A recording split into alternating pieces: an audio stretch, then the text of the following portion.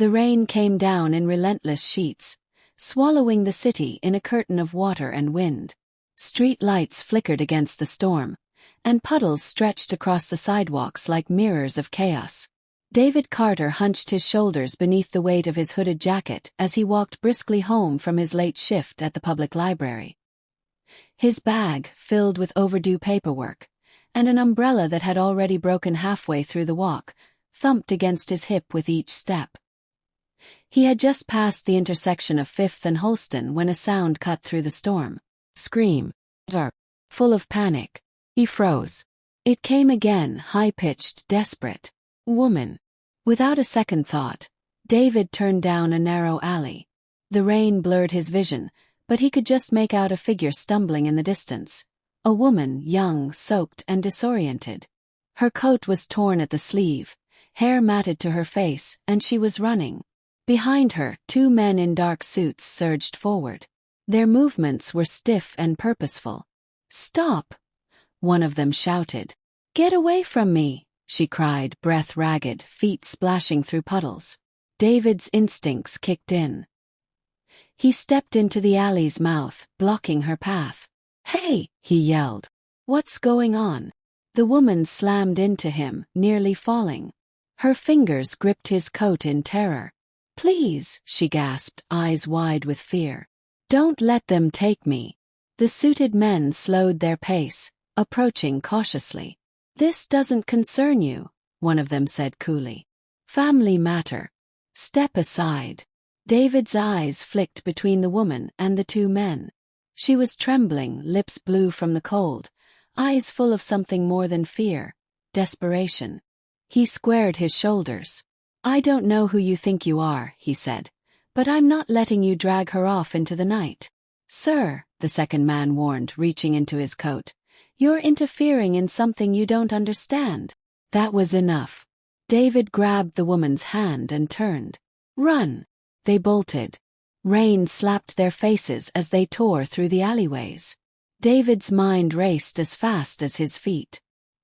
He took every turn he remembered from growing up in this neighborhood.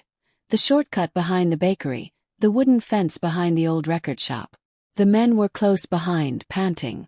David yanked the girl into a narrow service stairwell beside an abandoned bookstore. She stumbled, clutching his shoulder, her breath shaky. "This way," he urged. They squeezed through a broken metal door and into a darkened storeroom. It smelled of damp wood and dust. David pulled the door shut behind them just as footsteps thundered past outside. He crouched, catching his breath. She leaned against the wall, shivering. "Are you hurt?" he asked. She shook her head. I don't think so." David took off his soaked jacket and draped it over her shoulders.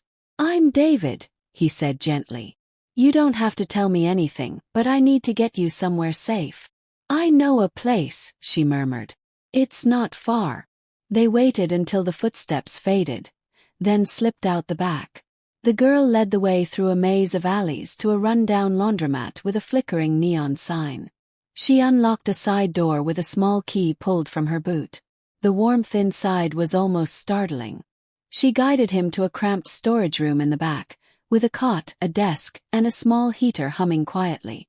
"This is where you've been staying?" he asked. She nodded, brushing wet hair from her face. "Temporary," she whispered. He wanted to ask questions. Who were those men? Why were they chasing her? What was she running from? But he didn't. Something in her expression told him she had been answering questions her whole life. Instead, he handed her a towel from the corner shelf and knelt by the heater. "Do you have a name?" he asked gently. She hesitated, then met his gaze. "Emma." He recognized it. Lancaster. The same name on newspapers and real estate towers. But he said nothing. "Emma," he repeated softly. "You're safe now." She looked at him like she wanted to believe it. And for the first time that night, she let herself breathe. By morning, the rain had finally stopped, leaving the streets washed clean and glittering beneath the early light. In the back room of the laundromat, the air was still damp, but the heater hummed gently as Emma stirred a pot of oatmeal on a small electric stove. David entered, rubbing the back of his neck, freshly showered from the staff locker room at the library across the street. He paused when he saw her. "You didn't have to cook," he said. Emma glanced over her shoulder and gave a small smile. "You let me stay. I wanted to help." David set down his fork, watching her closely. "Why do you say that? You deserve to be happy, no matter where you are." Emma hesitated, swallowing hard before continuing.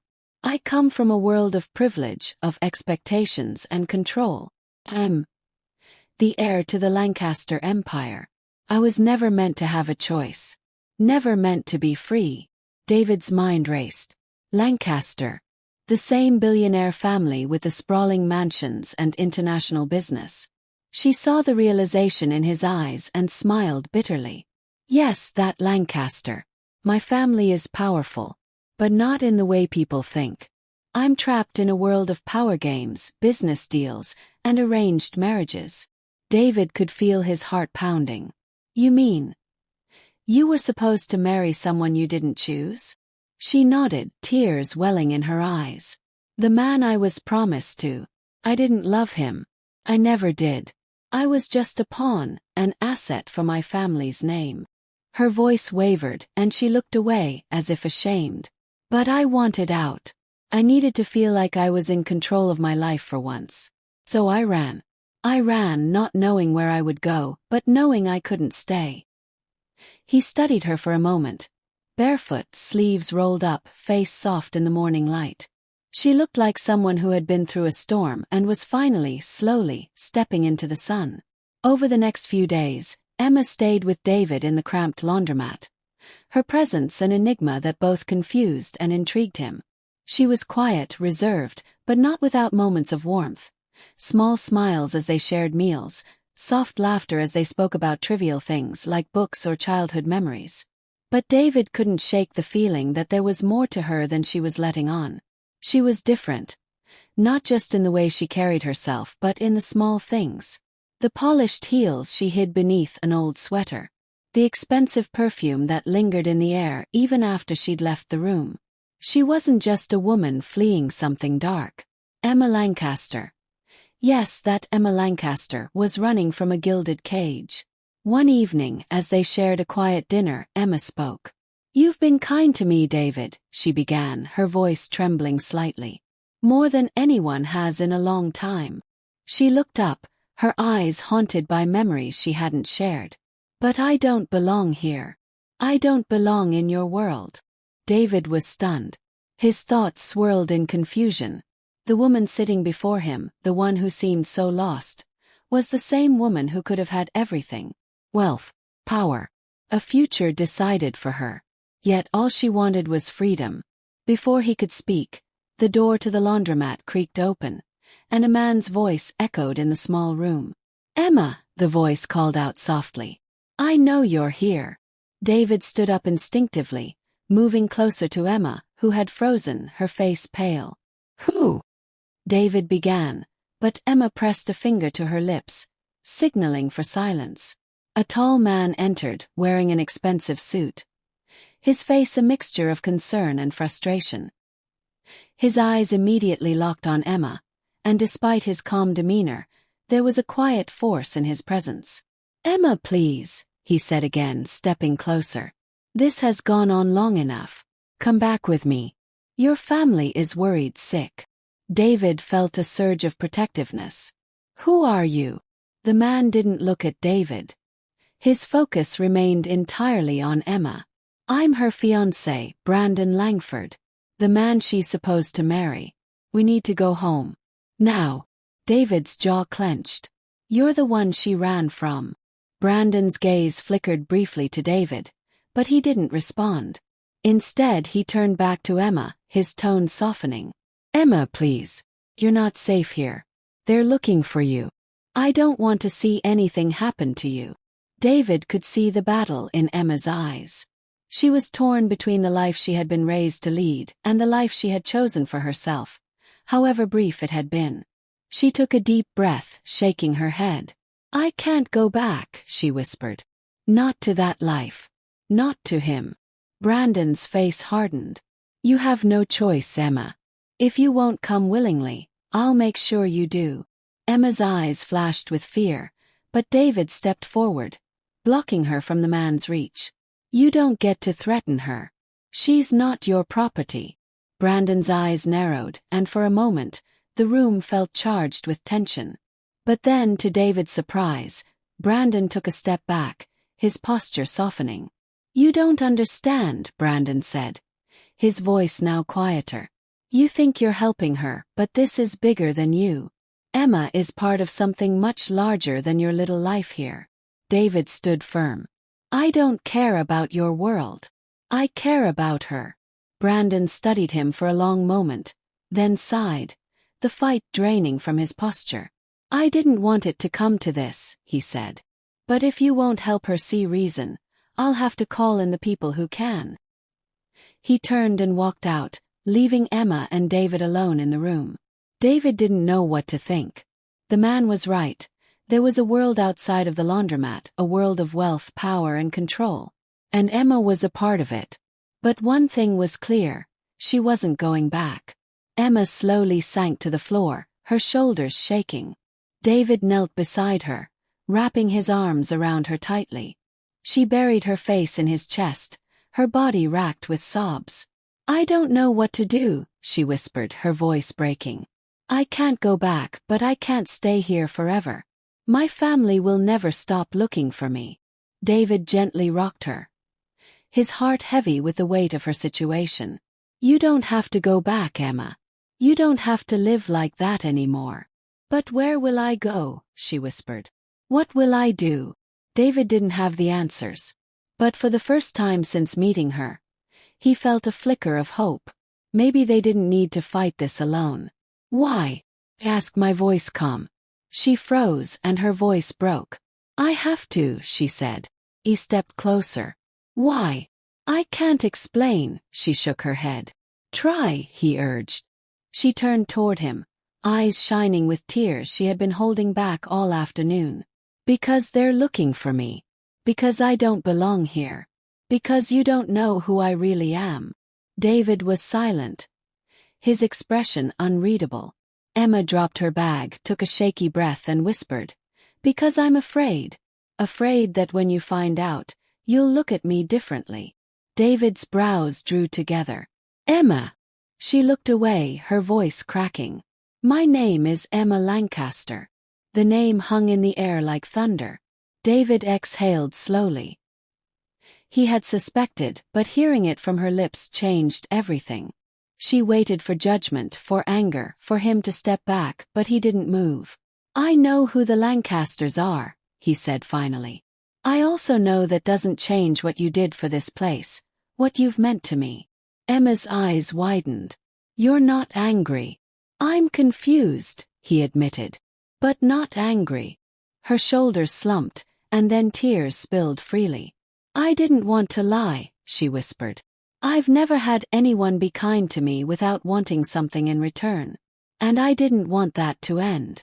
David stepped forward, gently lifting her chin. So, you were afraid I'd stop seeing you the same way? She nodded, lips trembling. And now I'm afraid I've already ruined everything. He reached for her hand. You haven't. Emma looked into his eyes, vulnerable, stripped of everything she once used to protect herself. I'm scared, David. I'm scared because, for the first time, I care what someone thinks of me. I care about you. His hand squeezed hers gently. Then don't run. And in the quiet that followed, as the last light of day bled across the windowsill, she let herself believe, just for a moment, that maybe she didn't have to. The kettle whistled softly in the background, but neither of them moved. Emma sat at the edge of the worn sofa, her fingers laced tightly together in her lap. David stood across the room, leaning against the counter, arms folded, jaw tense. I should have told you sooner, she said, her voice barely above a whisper. David didn't answer right away. The silence between them was different now, not comfortable like before, but heavy, thick with all the things neither of them knew how to say. Emma looked up slowly, searching his face for something. Understanding, forgiveness, anything, but the distance she felt growing between them. My real name is Emma Grace Lancaster, she said, only daughter of Charles Lancaster, CEO of Lancaster Holdings. David blinked slowly, absorbing what he already suspected but had never fully allowed himself to believe. He nodded once, but his expression didn't change. They want me to marry a man named Andrew Whitmore, she continued. It's a merger disguised as a wedding, contracts instead of vows. My father thinks it will secure billions. David's brows drew together, but he didn't interrupt. I never loved him. I never even chose him, she said. The engagement was announced without my consent, and when I objected, they made it clear I didn't have a choice. Her voice broke then, and she looked down at her hands. So I ran. He took a step toward her, then stopped. You don't owe me an apology, he said gently. Emma looked up surprised. But I need to be honest with you too, David added. I'm not angry. I'm trying to understand. She nodded slowly. I'm not part of your world, Emma. He said, I shove books, I live paycheck to paycheck, I've spent most of my life trying to feel like enough for anyone, and most days I still don't. Her throat tightened. I'm not afraid of where you come from, David said quietly. I'm afraid that someday you'll go back to it, and when you do, there won't be room for someone like me. Emma stood then, her eyes filled with something fierce and raw. You think I want to go back to that life? I don't know, he said.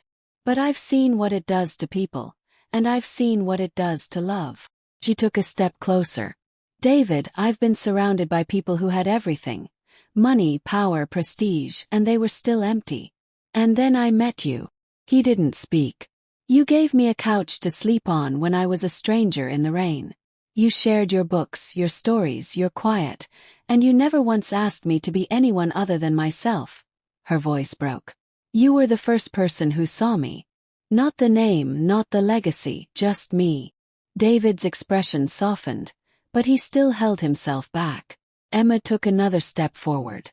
I'm not asking you to change who you are. I love who you are. His eyes widened slightly, caught off guard. I don't know what happens next, she whispered, but I know I don't want to face it alone. I just want to live one life, one that I choose. And if I still believe in love after everything, it's because of you. David swallowed hard, emotion catching in his throat. For a moment they just stood there, two people from opposite worlds, suspended in the fragile space between fear and hope. Then he reached for her hand. You said you don't want to go back, he said. So don't. Emma's eyes shimmered. He stepped closer. Stay here. Stay with me. Whatever this is, we'll figure it out together. She let out a breath she hadn't realized she was holding and nodded. David pulled her gently into his arms, and for the first time in days, the tension melted from her shoulders. She rested her head against his chest, listening to the steady rhythm of his heart. It didn't matter that the world outside was loud and complicated. Here, in this tiny apartment above a laundromat, in the arms of someone who saw her clearly, Emma felt something she had always longed for, freedom. Not from people or places, but freedom to love and be loved back. The duffel bag sat by the door, half-zipped and ready. The plan was simple.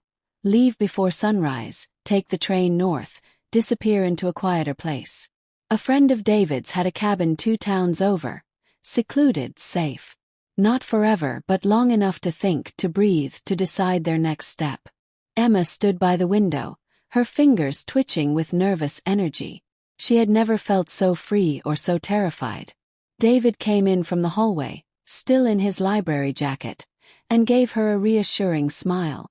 The train leaves in 45 minutes. You sure about this? She nodded. I'm sure. I've never been more sure. But freedom has a way of slipping through your fingers the moment you begin to trust it. They didn't see the black SUV until it screeched to a halt beside the curb. Doors flung open. Men in suits poured out.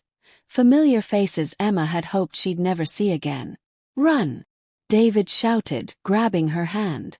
They sprinted down the alley behind the laundromat, weaving through puddles and trash bins, but the men were faster, trained. David pushed Emma ahead. Go through the fence, he shouted. Cut through the bakery's loading dock. Emma turned to argue, But in that second, one of the men caught up. Another lunged at David, shoving him hard against the alley wall.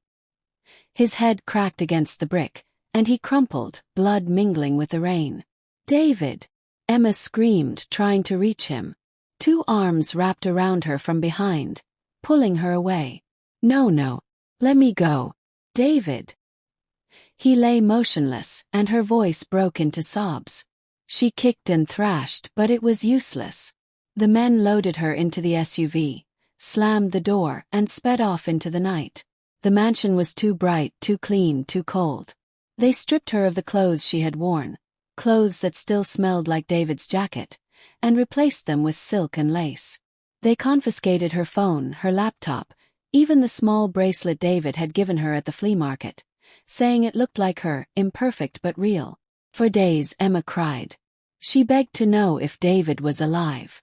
No one told her anything. She sat by her bedroom window, staring out across the trimmed hedges and fountains, but all she could see was his blood on the alley bricks. Her mother visited once, placed a firm hand on her shoulder and said coldly, "You will marry Andrew. You'll smile, and this family will be done with scandal." Emma said nothing. What could she say? She was trapped in the very castle she had once been taught to call home. The date was set. The guest list finalized. The dress fitted. She stood like a ghost in front of the mirror, makeup covering the hollows under her eyes, her hair curled, pinned into the perfect updo. But nothing could hide the emptiness in her expression. Inside she was screaming. Outside she smiled for the cameras. And when the priest asked if she took Andrew Whitmore to be her lawfully wedded husband, her mouth opened, and a single breath caught in her chest. Her eyes darted to the crowd. David was nowhere to be seen. So she whispered the only word she could. Yes. The ballroom shimmered with gold. Crystal chandeliers glowed overhead. Dozens of cameras flashed as Emma Lancaster stood at the altar, her heart heavy, her mind screaming for a life that was slipping through her fingers. But the world she had once known, her father, her family's expectations, was inescapable. As she stood there, hand trembling as she held Andrew's, she felt nothing but suffocating emptiness. But then, out of the corner of her eye, a figure moved through the crowd, a familiar presence that sent a jolt of recognition through her entire body. Her breath caught in her throat. It was David. He stood at the back of the ballroom, his eyes fixed on her, his jaw tight, as if every inch of him was fighting against the tide of the world that was trying to pull her away. For a moment, time seemed to freeze. The chatter, the music, the laughter, all of it faded into the background. The only thing that mattered was the way David was looking at her, the way he seemed to see the real Emma Lancaster, the girl who didn't belong here, the girl who was still running. His eyes held hers, pleading silently, and for the first time since this nightmare had started, Emma felt a flicker of hope ignite in her chest. She knew what she had to do. Without thinking, she yanked her hand from Andrew's, and the room seemed to hold its breath. The gasps around her echoed, but Emma's focus was on David. She didn't care about the guests, about her family, or the consequences anymore. "Emma, what are you doing?" Andrew's voice was sharp, demanding, but Emma didn't answer. She didn't need to. David started moving toward her, and she took a step toward him, each stride breaking free from the shackles that had held her so tightly for so long. "I'm sorry, Andrew," she whispered, her voice steady despite the chaos building around them. "But I can't marry you. Not like this. Not when I don't even know who I am anymore." Andrew's face twisted in anger, his fist clenching at his sides. But Emma didn't wait for him to speak. She couldn't. David reached her just as her family started to rise from their seats, calling her name, but she ignored them. She looked only at him, the man who had shown her what it meant to be truly seen. "David," she breathed, her voice a mixture of relief and fear. I don't know what happens next. But I can't do this without you." David's hand found hers again, this time with certainty, as if he, too, had been waiting for this moment. "You don't have to," he whispered, his voice rough with emotion. "I'm right here." The world was still spinning around them, Whispers, confusion, the sound of heels clicking against the marble floor, but Emma didn't care. In that moment it was just the two of them, holding on to each other like the only truth that mattered. Then, without a word more, David pulled her away, guiding her through the crowd, out of the ballroom, past the security guards, into the cool night air. The world outside was quiet, the stars just beginning to shine above them as they hurried to a waiting car. Emma's heart pounded, but it wasn't from fear. It was from something else, something unfamiliar and strange. Oh. David opened the door, and they both climbed in. As they drove away, the mansion, her father's empire, her past, all of it receded into the distance. She looked at David, his face set in determination, but his eyes soft when they met hers. "Where are we going?" she asked softly, her voice quiet but full of something she couldn't put into words. David glanced over at her, a faint smile playing at the corners of his lips. "Wherever you want," he said. The weight she had carried for so long began to lift, the chains that had held her to a life she never wanted slowly breaking apart. And for the first time she didn't feel lost. For the first time she felt like she was exactly where she was meant to be. As the car sped through the streets, Emma leaned back in the seat, her fingers entwined with David's, her heart full of hope, uncertainty, and something she hadn't felt in years: freedom. The following days were a blur of emotions, as Emma tried to navigate the sudden freedom that had been thrust upon her. The weeks leading up to her wedding had been filled with tension, expectations, and pressure she had never asked for. But now, as she sat beside David in a quiet, secluded cabin far from the prying eyes of her family, she realized that her world had irrevocably changed. David had whisked her away to a small town by the lake, far from her father's sprawling estate. The quiet of the place was a stark contrast to the chaotic whirlwind of her life, and for the first time in ages, Emma allowed herself to breathe deeply, to savor the peace. "David, is this real?" she asked one evening, her voice trembling slightly as she sat on the porch, looking out over the shimmering lake. David was beside her, his elbow resting on the wooden railing as he stared at the view with her. He had been giving her space, understanding her need to process everything that had happened, but there was a sense of urgency in the way he was always near, his presence comforting yet overwhelming. "It's real, Emma," he replied, his voice steady. "This is real. And it's just the beginning. Whatever comes next, we'll figure it out together." Her eyes met his, the vulnerability in his gaze reminding her of how much she had risked to be here, with him, in a place where she could finally shed the weight of her former life. She wasn't sure what the future held, but for the first time, she felt like she had the power to choose. "I never thought I'd be here," Emma admitted, her fingers playing with the hem of her sweater. "I was so certain my life was supposed to be one way. But now I'm not so sure what I'm supposed to be doing. I feel like I've just been going through the motions all these years." David turned toward her, his expression softening. "You're not alone in that feeling, you know. I've been there too. The pressure, the expectations, they can weigh you down until you forget who you really are. But you're not that person anymore. You don't have to keep following the path others set for you. You can make your own way now." Emma closed her eyes for a moment, taking in his words. The idea of forging her own future, of making her own choices, seemed both liberating and terrifying. She had always lived in the shadow of her family's wealth, her father's ambitions. She had always been the dutiful daughter, the perfect fiancée. But now she could be something different. Someone different. "What about you, David?" she asked, her voice soft. "What about your plans? I know you have your business, your empire. What happens with all of that?"